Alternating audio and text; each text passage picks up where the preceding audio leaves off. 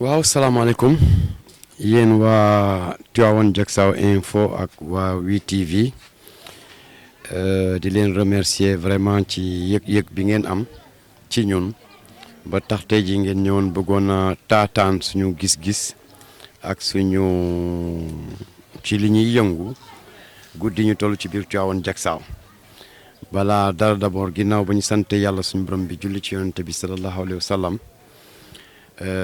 sant suñuy ñaari waajur ñu ngi ñaanal tamit yàlla kilifa diine kilifa aada yi fi nekk ci réew mi yal na leen fi yàlla saxal bàyyi leen ba ci kanam ak kanam ak kanam donc dine man maa ngi tudd Gagny Gadiaga mais ñëpp gën maa xamee ci Papis Gadiaga doon ab benn citoyen rek commun boo xam ne daal ci giiru dundam mu ngi doon toujours rek di jéem a yëngu ci loo xam ne xëñ na mën na jëmale réewam kanam ba yàlla àttee li ñu naan le destin destin bi ni ma dugale ci politique ci loo xamante ni su ma yeboone ci ñaari at yu mujj yi la ñetti at yu mujj ma dugg ci politique donc daal waaw élection législative yi dañu dëgmal bon ay coalition wala ay mouvement indépendant yu ko mën dañoo fas yéene jongante incha allahu rabbi le 31 juillet 2022 bon mu doon loo xamante ni c'est une étape importante si suñu kii parce que tamit assemblée nationale fa la ñuy voter loi yi di proposer ay loi luy mën a jëmale réew kanam réew moo gis man nag nit ki moom faw nga am foo féete parce que après le lendemain élection locale yi may fàttali ne nekkoon naa candidat ci mouvement indépendant parce que mouvement citoyen parce que man musuma politique musuma bokk benn parti politique ay doomu aadama ni man amoon ci man yaakaar vu combat yi ma doon def ñu ne ma faw nga ñëw nga ñëw ñu def la suñu candidat yàlla atte ñuy bëre di jóg ka daanu ba keroog bi ñu demee élection yàlla atte y avait 10 candidats ñu bokkoon ci coalition bu ñuy wax gox yu bees y avait 10 candidats daan Tivaouane Diacksao ñun ñu génn ci deuxième ba loolu amee nag aussi le chef de l'État le président Macky Sall contacté ñu par la voix de madame la présidente Mimi Touré mi nga xam ne tey jii moom mooy tête de liste nationale bu coalition Benno Bokk Yaakaar approché ñu fexe aussi daal ñu waxtaan quand elle nous a convaincu mu fexe aussi ñu dem ba ci kanam le chef de l'État lañ fa waxante kooku tamit convaincre ñu ñu nekkoon ay genre porteur de voix comme on dit yóbbu woon fa mbébétu askan bi ba ñu toogee waxtaan daal ñu déggoo ci kàddu depuis lors nag on a pris l'engagement suñu mouvement yëpp ma leeral ko pas man parce que man ñi xam ni may doxale xam ne man ñi sama ginnaaw la ñu bëgg loolu laa bëgg mouvement bi dans son ensemble su ma yeboone à quelques exceptions ñaari nit ñoom ñoo ne ñoom du ñu ànd ci loolu mais tout le reste dañ ne nañu dem vers le Benno ndax yaakaar parce que tamit dañoo jàpp ne politique soo koy def mooy problème yaa ngi nii nan la ñuy amee solution yi soo demee ba waxtaan ak ñi nga xamante ni ñoom ñoo war a mën a solutionner say problème ñu wax nga dégg te lu day ni chef d'état nga xam ne kàddoom mu ngi mel ni loi bu ñu voté assemblée su la waxee man su la doyul xaw ma lu lay doy jusqu'à preuve du contraire man noonu la ma yàlla bindee jusqu'à preuve du contraire diw nii la mel ak diw nii la mel man engagé wu ma tant que man gisuma loolu ci diw noonu lay fonctionner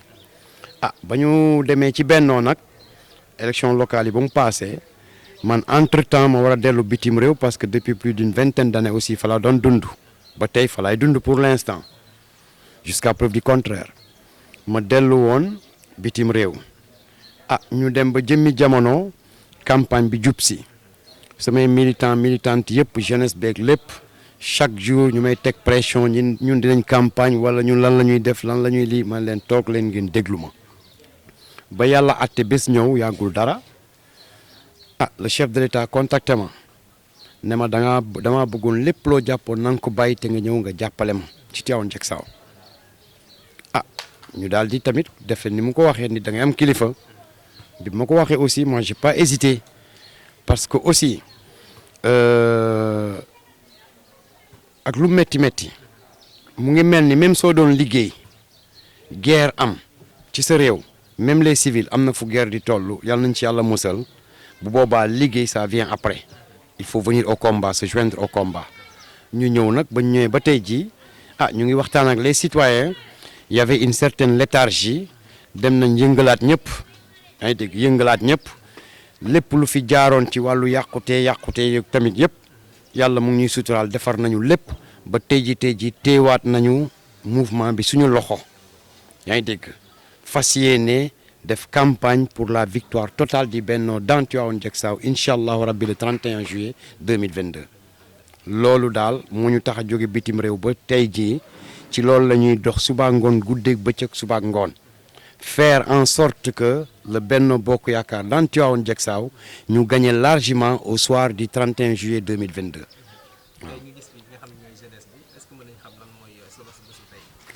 waaw jeunesse bi dañoo dajaloo xam nga sànq maa la naan y avait beaucoup de ay yàqute donc bon ñu defaroon remobiliser waat les troupes comme on dit vous me permettez le mot wax leen suñu gis-gis suñu vision te ñun loolu la ñu gëm mbir mi c'est pas un problème de personne c'est un problème d'ensemble ku xool tey jii ñetti fan yi taw bi ni mu téye activité yi man démb ci biir ndox mi laa doon liggéey bi may yegg sama kër il était presque 1h moins du matin donc ku gis tey jii ni dëkk bi mel ku gis insécurité bi ku gis chômage endémique bi yaa ngi dégg ak yeneen i problème mais kan moo ko war a saafara ku dul politique c'est la politique à trouver les solutions te ñun de am nañ yaqin am nañu yaakaar ne fa ñu jublu foofu la bañ koy def aussi c'est avec conviction que ni xëñ na problème yi ñuy dund fii amaan nañ ñii mën nañu cee jàppale ñu solutionner ko même su dee à 70% ndokk parce que tamit la vie c'est une continuité dañoo ñaan yàlla bés ñëw ñeneen tamit continuer combat bi parce que man dama koy faral di wax tant que ñun les citoyens on n'a pas compris que l'intérêt personnel se trouve dans l'intérêt général ku nekk di ci gis sa bopp nga gis sa bopp ma gis ci sama bopp keneen gis ci boppam ci loolu la ñu war a dox ñun bokk ci yeneen i culture loolu la ñu gis te ça fonctionne là-bas voilà donc jeunesse bi tey jii ñu ñëwoon ma fas yéene saafonteeg ñoom te vraiment y a de l'espoir te il est un peu gênant de parler de soi-même ngay wax sa bopp c'est un peu gênant mais de man ak ñoom contrat de confiance la confiance bi ñu am ci man damay ñaan yàlla un jour ñëw ñu comprendre réellement le sens de mon combat xam nga te saa su ne loolu lay ñaan yàlla bés ñëw ñu ne ndekete lii moo taxoon muy reyante c'est le sens de mon combat donc jeunesse bi tey ji damaa ñëwoon doon saafonteeg ñoom comme ba ma ñëwee ba tey tout le temps maa ngi ci biir jeunesse beeg lépp voilà. Mot de la fin bi xanaa di bon vraiment di wax ne man damay dox ci mbedd Tivaouane Diacksao depuis lendemain local yi ba tey quelquefois je me dis que ni man xaw ma lu ma defal dëkk bi parce que vraiment ci local bi lu ne xeex nañu xuloo nañu ay sëy naroon naa tas ngir man yaa ngi dégg ak leneen toute la jeunesse mobilisée parce qu'il y avait cet espoir cette lueur d'espoir qui reposait sur mes frêles épaules mais di leen wax ne ña comprendrewul c'est demain qu'ils vont comprendre Papis ba woon fa mu nekkoon ba muy combattre démb ak bërki démb ba tey ci loolu la ne man ak ñi may côtoyer tous les jours jeunesse bi jigéen ñi les notables léegi war ngaa seen benn kii woo ma fi benn notable ne ma ndaw yi yenn saay ma waranteeg ñoom parce qu'ils n'ont pas compris mais ñun on a compris ton combat te ñoom xëñ na ëllëg la ñuy xam li nga doon xeex donc di leen wax ni rek man de maa ngi leen di jaajëfal ñëpp ña ca sonnoon ca local ya jàpp ci nag sur tous les plans surtout la jeunesse et les femmes vraiment que c'est le moment de le remercier du fond du cœur def nañ lu ne mais aussi àdduna tamit noonu la yenn saay seen compagnonnage faw ngeen dem ba xëñ na sédd kii ku ne jox sa yoon bopp mais man de duñu dox dégg ba dégg ne wax naa ci kenn lu ñaaw wax naa ci kenn lu bon ça jamais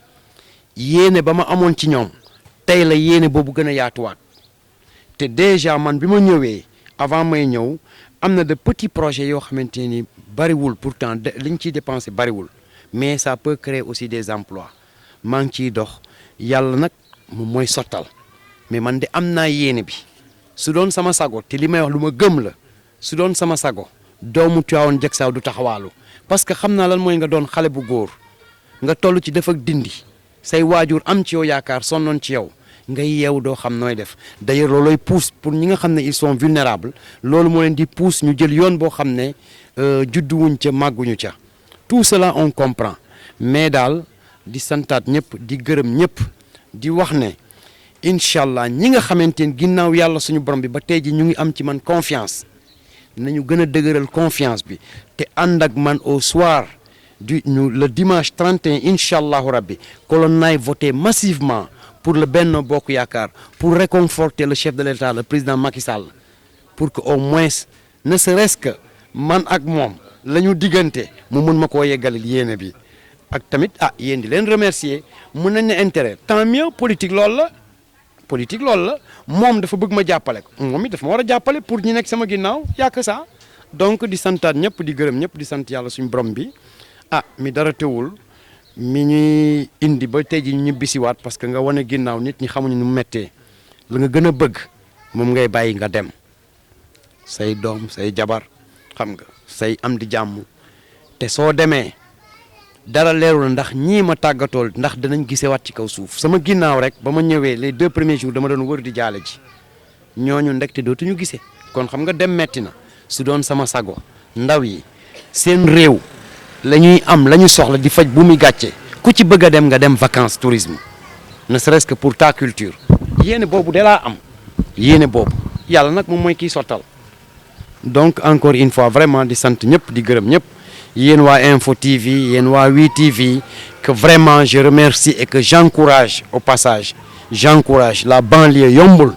mais yéen a ngi brain seeni mind yéen a ngi xalaat yéen a ngi kii nan ngeen ciy génne c'est à encourager te yàlla suñu borom bi laa ko seedeel yéen ñii sax amoon naa gis-gis bu ëllëgee ci yéen fii ci Tivaouane Diacksao waaye nag jaam bi ak pexeem buur bi yàlla ak dogalam dañ doon xëccoo yàlla jël na ndam li teg ko ci loxo ki ko neex te kooku it ma koy remercier de passage parce que nag c'est un grand frère à moi man ak moom amul benn xaar ma yàlla wax dëgg fa yàlla di ko ñaanal yàlla moom it yàlla yen bii mu ko yen yàlla na ko yàlla oyofalal yaakaar ji ñu am ci moom yàlla na ko yàlla oyofalal ba yaakaar ja yegg vraiment ñu koy ñaanal yàlla gudd fan ak wérle de tout cœur ñun wàllu wa ñu féete lépp lu ñu mën ci combat yi au nom de l'intérêt de Tivaouane Diacksao danañ ko def parallèlement ak moom it mi nga xam ne looloy mission xëy na suñ ko boolee yekkal ko askan bi dama jàpp ne xëy na yoonu njëriñ rek lay doon ça c'est l'esprit républicain l'esprit démocratique rien pas d'animosité ay saagante ay xastante man damay faral di wax ne yow bokkuma ak yow yoon bi ñu ànd dangaa jël sa yoon ma nangul la ko nangul ma sama yoon jaru ñuy xuloo jaru ñuy xeex jaru ñuy reyante jour bi su jotee ku nekk nga xëy nga dem nga voté ji ki dal sa xel nga voteel ko nga dem sa yoon c'est ça dans la paix dans la démocratie xam nga la stabilité sociale parce que nag sans la paix on ne peut rien construire il nous faut la paix la stabilité loolu rek la di leen jaajëfalaat merci beaucoup